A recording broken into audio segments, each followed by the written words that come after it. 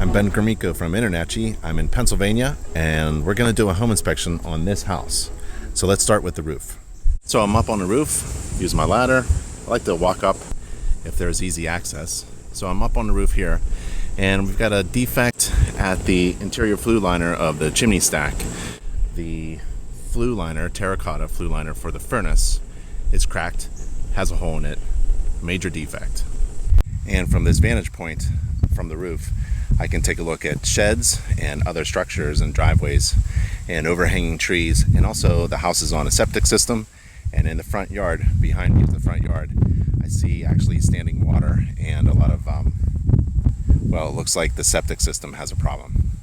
So there's a low slope roof, almost flat, a section right behind me here, and there's asphalt shingles being used, but no consideration for the slope of the roof, which is nearly flat. There's just underlayment underneath. It's not even doubled up.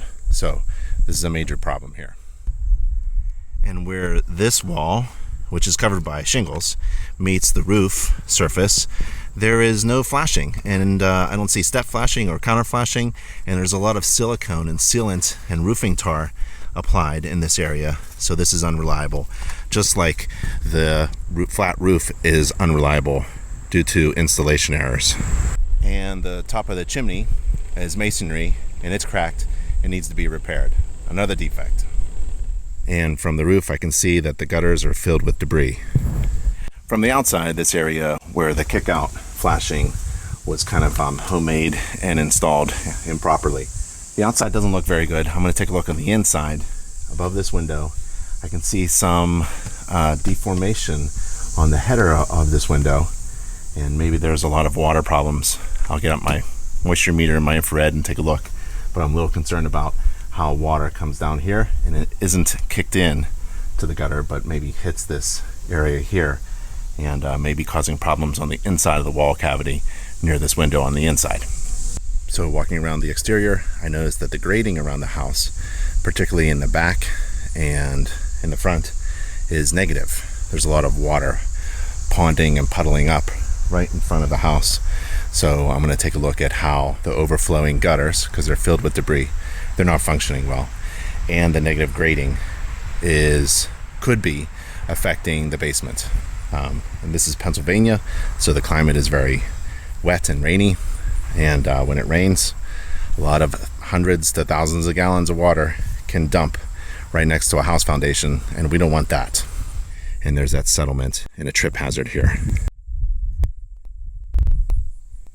And some settlement of the walks. So on the back side of the house, the grading is pretty flat, neutral, isn't very sloped like I would love to see it. The hard surface isn't sloped very well. It's barely sloped away, and the gutters above are filled with debris. And so I'm still concerned with water penetrating the basement. So we'll take a look on how the grading around the house may be affecting water intrusion problems. And on the back of the house, we have a deck, a wooden deck, and the condition of the deck, from what I see above, is so poor that I'm not going to walk on it. I'm not going to walk on it. I'm going to try to take a look from underneath, and I'm going to advise others not to walk on it. So that's a material defect. Could hurt someone. So here's the deck again, and you can see by the floorboards and the structure itself that it's just not safe to walk on. And the railing is falling apart. I just don't think the structure is reliable. So this is a major defect.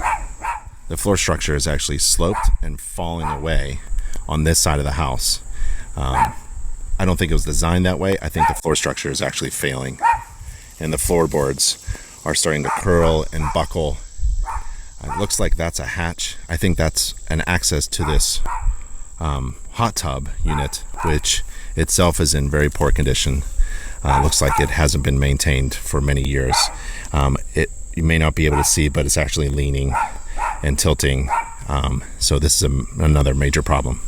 I'm unfortunately unable to get near the slider door to inspect for flashing areas, but it looks like the deck itself is almost as high as the bedroom floor. It looks like the slider goes into a bedroom.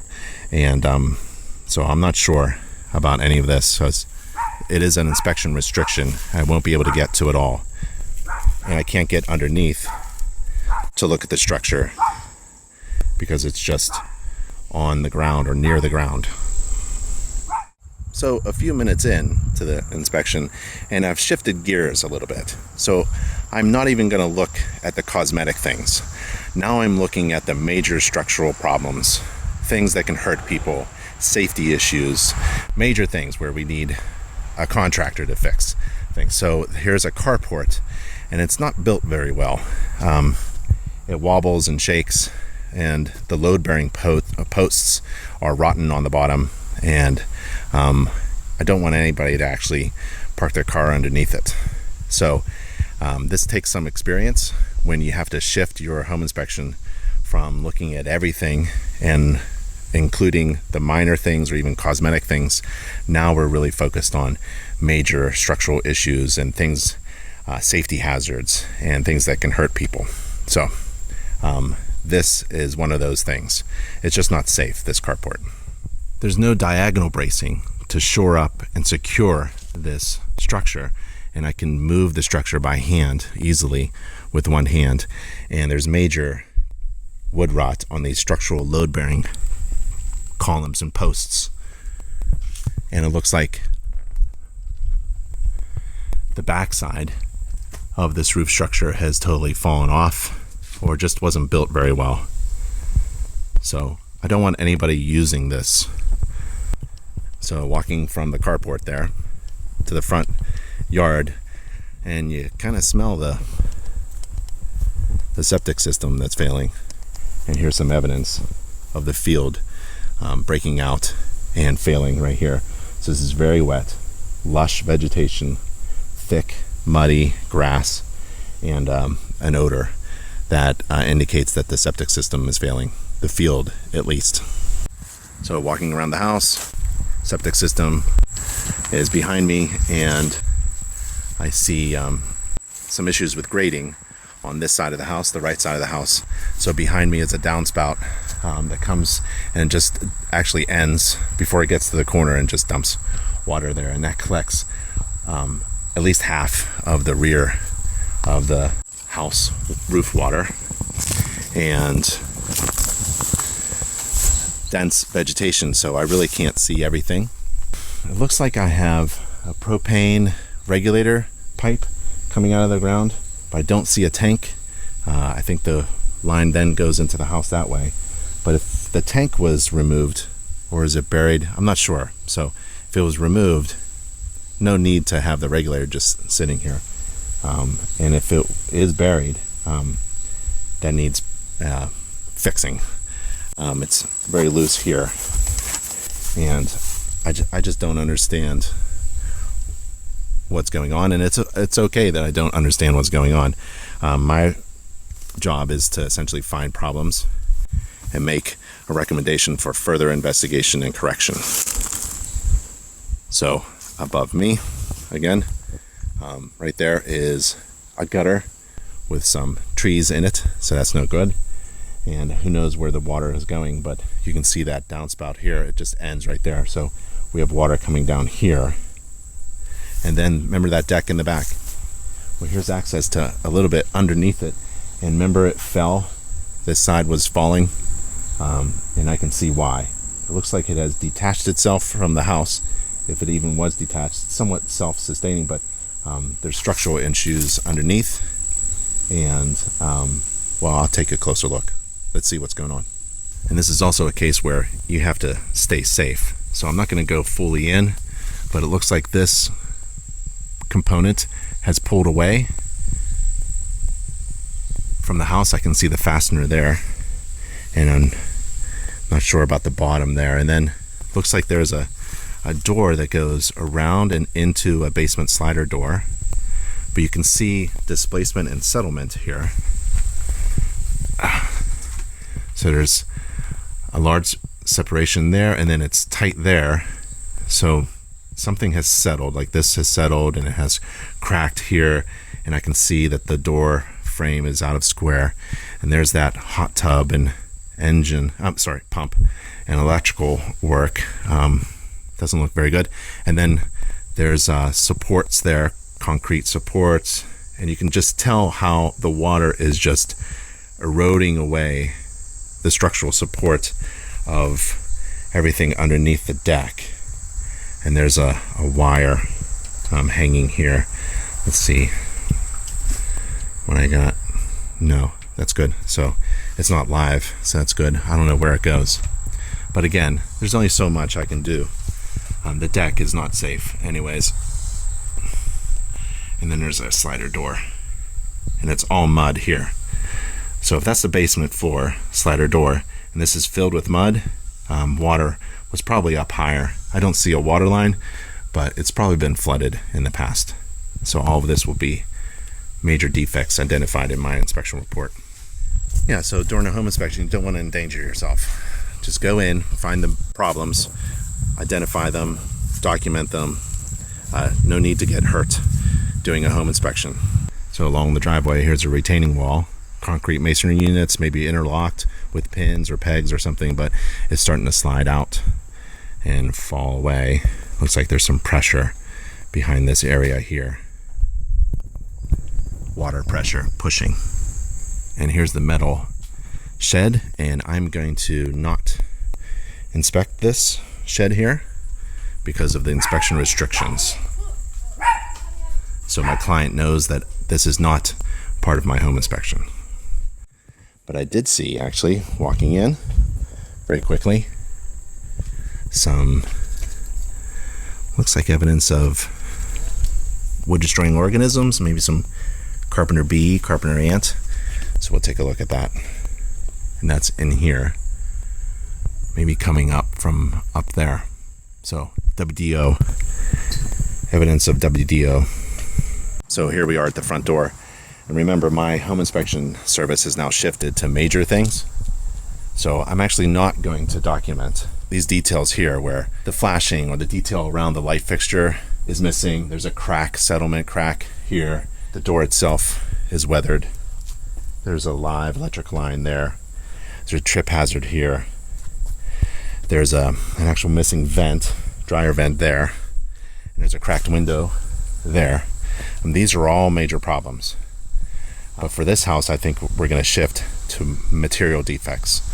I will document them. I'll put them in the report, but they're certainly not going to, the missing dryer hood, for example, is not going to be in the summary. I'm looking for major things now. So on the right side of the house, I saw some propane lines, but here's oil fill and vent pipe for an oil storage tank. So maybe we have that oil furnace, and I can't get to it, but the chimney has a major material defect, has that crack in it.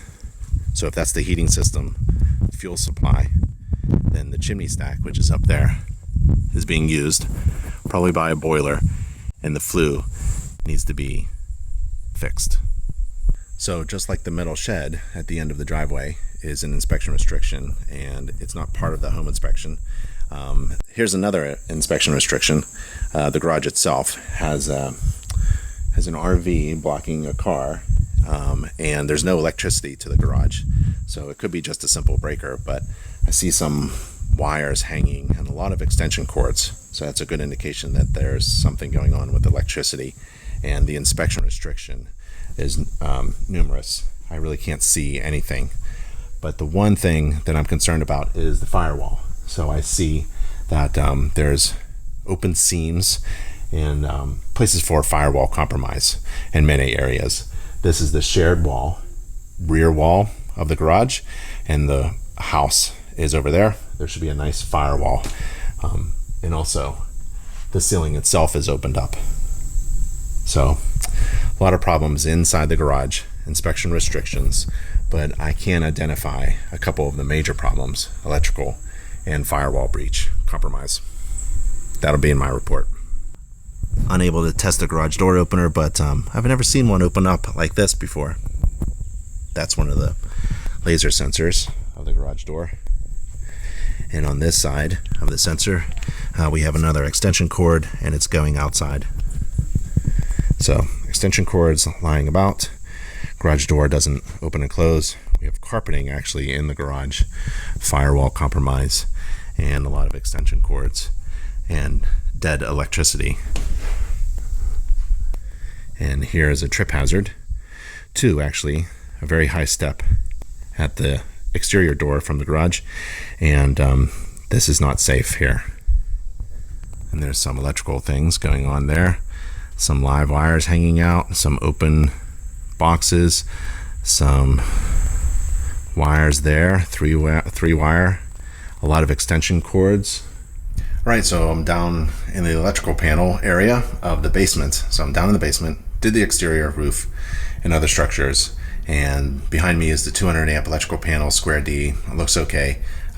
No breakers are labeled very well, and I don't see any AFCIs or GFCIs, so I'll take a look. It's an older house. I'm expecting some GFCIs in kitchen and bathroom exterior, maybe the garage. That's what's going on in the garage.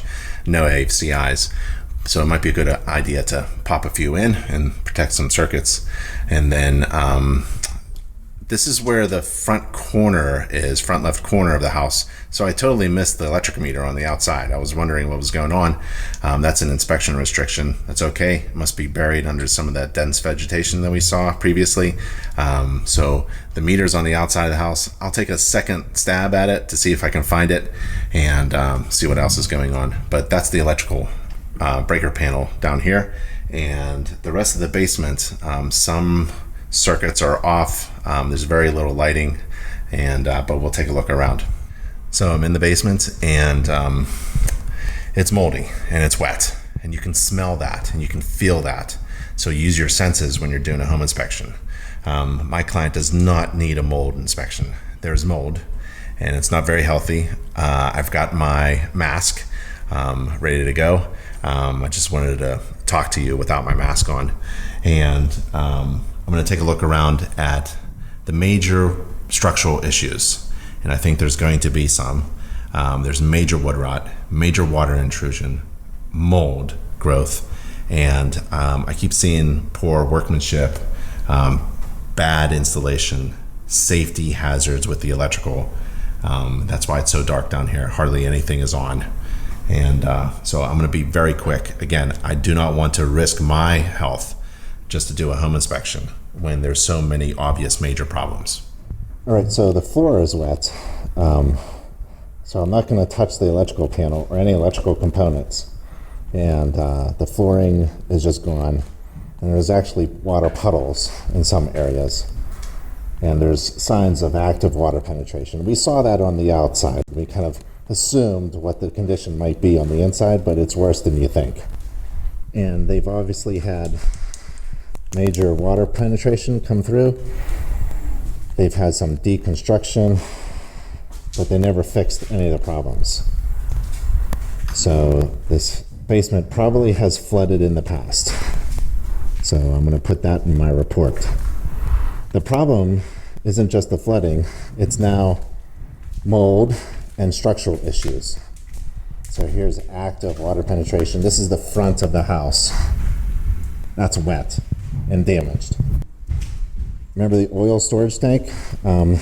It's metal, steel legs, and they're rusted on the bottom. So that's a big problem. So in the basement, we have an oil-fired boiler. And a boiler is basically a box. It could be cast iron or metal filled with water, and then we heat up that water and circulate it through the house.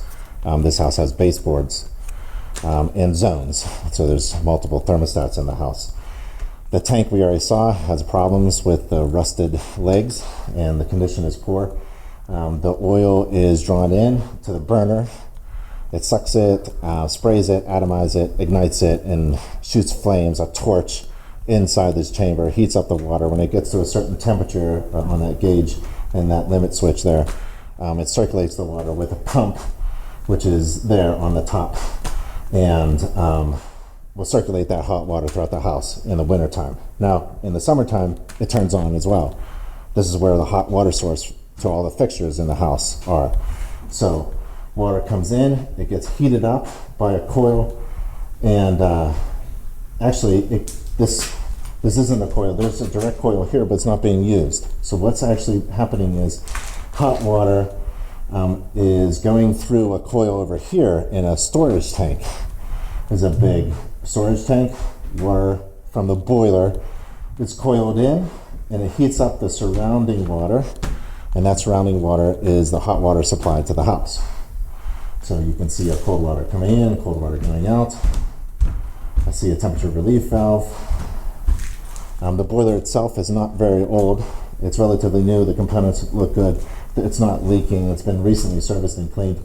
There's the draft damper and the flue pipe going up to the chimney stack. Chimney stack has a hole and a crack in the interior flue liner near the top of the chimney stack. There's a bunch of zones here with zone valves.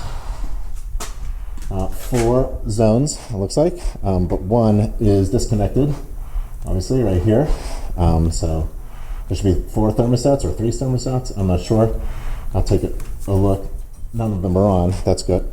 That's good. Oh, this one. This one is on. So this zone actually is for that hot water tank. So that makes sense. Okay, so the boiler's in good condition. Hot water tank.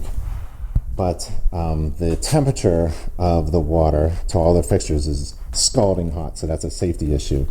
It needs to be tempered. There needs to be a tempering valve in between a cold supply line and the hot water source coming out in order to temper or control the water to the fixtures. It's scalding hot.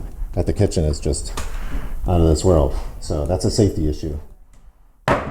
Done with the heating system and the water source. Let's take a look at some other things of the house in the basement. So down in the basement, remember that slider door underneath the deck? It looked like there was a lot of water intrusion. Well, there is. So there's, on the inside of the basement, you can see here that there's a sump pump, and it's not professionally installed. There's a lot of problems with water in the house. Turns out that the sump pump discharges into a tub, a bucket underneath the laundry, which discharges outside. So the laundry discharges outside. So that's plumbing defects. There's a sump pump. They're just trying to control the immense amount of water that comes into the basement.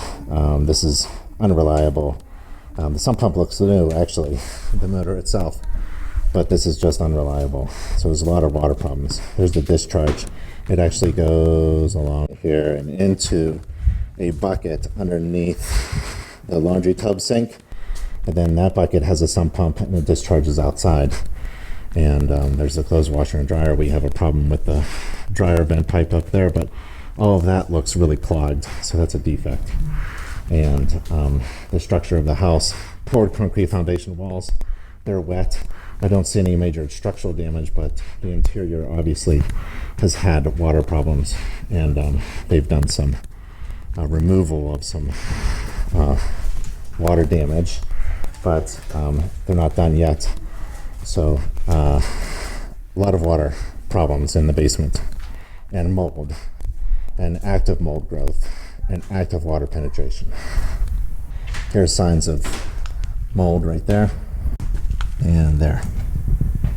So I couldn't find the wellhead on the outside, but it looks like it's in the rear yard.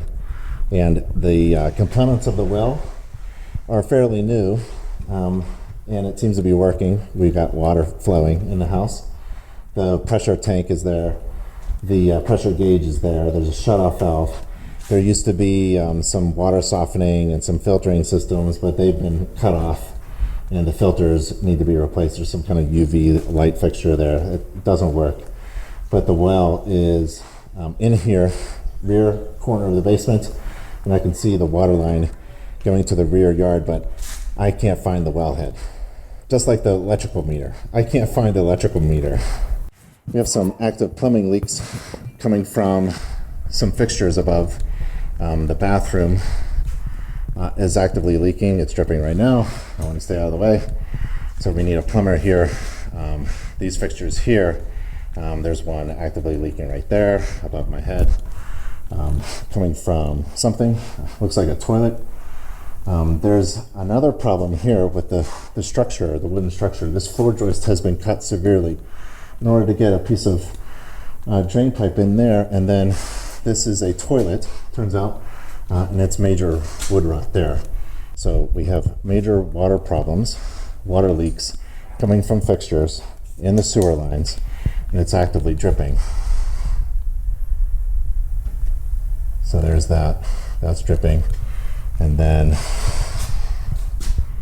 you can see that that's a toilet that's actually going to there, and it's been cut right there. The joist itself, sorry, you can't really see it, but here's the floor joist itself, and it's been cut through, and you can see the wood rot coming from the toilet itself. Now this joist also is sagging. It's about, I use my level, it's about 3/4 of an inch down. It's sagging because of this cut and the wood rot caused by the plumbing leak coming from the toilet. So electrical, structural, water problems, mold, plumbing leaks, just a lot going on down here. So I'm going to try to wrap up the interior of the house quickly and produce a report for my client that's useful. So I'm going to wrap up the inspection pretty quickly on the interior. I'm just going to do it real quick. But this is the attic access door to the attic. So there's the attic there. And it's just in a regular interior door. So there's a lot of energy issues. Again, electrical problems. More electrical issues here. The light fixture is a pull chain. And it's not very safe and secured to the ceiling, and there's missing smoke detectors up here, and there's a missing handrail at the stairs going down the stairs. So a few things on the interior that need to be fixed. There's no central air, and this is the only air conditioning in the house. In this bedroom, a window air conditioner. And every bathroom is about the same. I'll run hot and cold water at the sink and flush the toilet and turn on the shower and make sure everything works all at the same time. We saw a defect with this toilet from below. We saw that there's a water leak and some structural damage, and so this is actually a toilet that is not secure to the floor. It's leaking, and you can tell by the way it's oriented, it's not level. So the floor is not level around the toilet, and that's because of water damage and structural problems. And there isn't any cold water at this sink, and the door itself shows settlement. So the bathroom door is off square, and that's because of the settlement of the floor structure underneath, and that's caused by the water problems down in the basement. So we have a few things that are major in the house. So in the interior, I'll open and close windows and doors, and representative number of windows and some receptacles. And here's one of those thermostats from the boiler that we were talking about with the zones. This door won't close, and some of the doors, a lot of the doors won't close. I think it's because of the structural problems. There's settlement of the structure of the house, and the doors won't close. And space between the spindles is large enough for a child to fall through. Safety hazard. So every kitchen inspection is just about the same. I run hot and cold water at the kitchen sink. I turn on the dishwasher, stove, oven, and check for problems. There is a problem with GFCIs. There aren't any GFCIs, so I do a little X on that. And there's a live electrical line underneath the kitchen sink. That's not good. And you can tell the house is under some settlement because the kitchen cabinet wall cabinets have a large open gap at that one edge. So that's one of the main reasons why we perform a home inspection. Not every home has major problems, but some do. So a home inspection should be part of a homeowner's routine home maintenance plan to keep things in good shape. And if you're buying a home, you should get a home inspection. That's critical. Well, I hope you enjoyed the home inspection training video. We just performed a home inspection on this home in Pennsylvania. My name is Ben Gromiko. I'm from InterNACHI. That's the International Association of Certified Home Inspectors. And I'll see you at the next home inspection.